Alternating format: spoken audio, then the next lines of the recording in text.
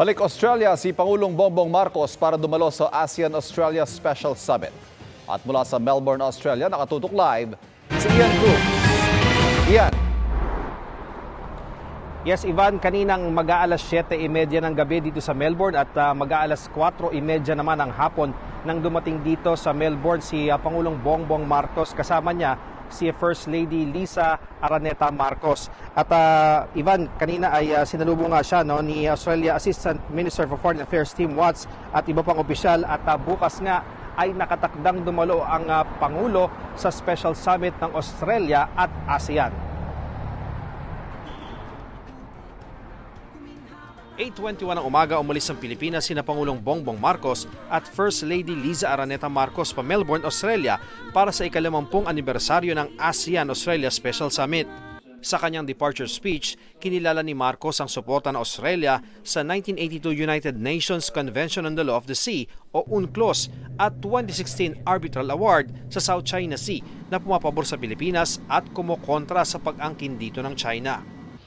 The summit will be an opportunity for the Philippines to thank Australia, ASEAN's oldest dialogue partner, for its unwavering support for the rule of law, for the 1982 UNCLOS and the 2016 Arbitral Award, through timely statements of support as well as to capacity building and academic initiatives to mainstream appreciation of international law.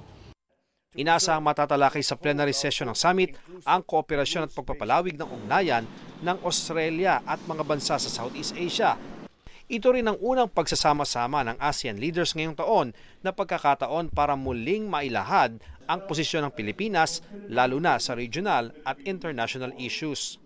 Sa Leaders Retreat, inaasahang tatalakayin ng ASEAN leaders ang iba't ibang isyong hinaharap ng Southeast Asia at buong mundo. May bilateral meeting din ng Pangulo sa mga lider ng Cambodia at New Zealand. Inaasahang makikipagkita rin ng Pangulo sa Filipino community dito sa Australia.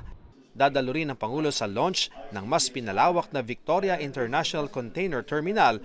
Subsidiary ito ng ICTSI o International Container Terminal Services Incorporated ng isang Filipino tycoon.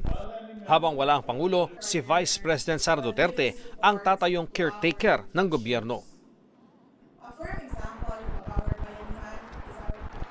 Ivan, inaasahang bukas ay maraming schedule ang Pangulo, kabilang na nga dyan yung pagsasalita niya sa isang forum. At mula dito sa Melbourne sa Australia at sa GMA Integrated News, Ian Cruz nakatutok 24 oras.